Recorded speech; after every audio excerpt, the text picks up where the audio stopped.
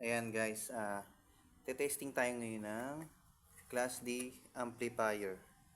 Ang model nito ay ZK-HT21. Meron na tong blower para dun sa IC niya, sa heatsink. Tapos meron na rin siyang dalawang capacitor, kabilaan. Meron itong, ayan, 50 volts na 4,700 microfarad. Tapos meron na rin siyang USB input.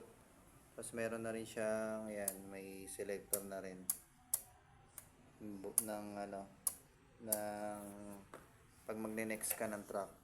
Ito. Ayan. Tapos Bluetooth din ito. Tapos meron 2.1 pala to. Ayun, yung sa sub niya 160 watts. Ay hindi, yung sa front niya 160 watts times 2 yun. Tapos yung sa sub niya 220 watts.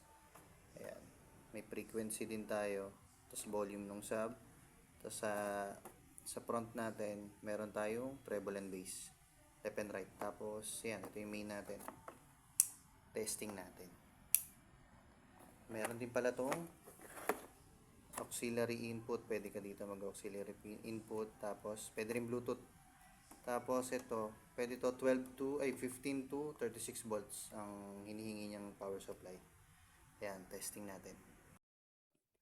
Ayan guys, na-set up na natin yung ating Class D amplifier. Ayan, ito. Naka-on na siya. 1 port volume. Tapos ang supply natin, lagay natin sa 36 volts. Kasi hanggang 36 volts naman ang kaya nitong ampli natin. Tapos nakakonect tayo by Bluetooth. Testing natin. Bali 2.1. Dalawang front, tapos yung sub natin na yun. Isa. 6.5 inches. Kaya-kaya niyan. Testing natin.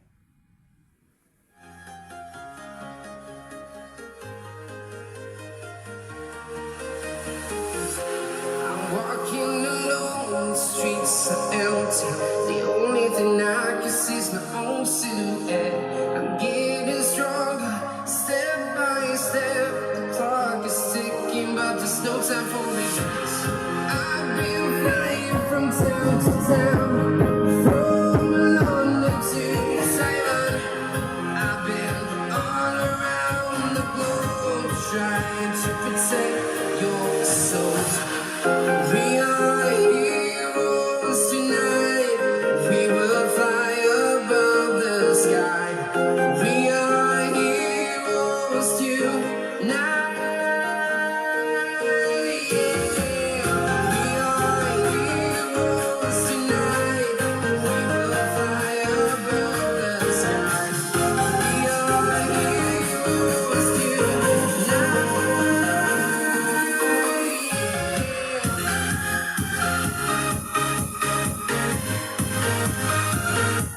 Ayan. Ang lakas, parang naka-integrated ka na rin na amplifier. Ayan, nabibili lang yan sa online, Shopee, Lazada, ganyan. Mga nasa 1.5 to 1.8 ang presyo niyan. Ayan. Bye-bye.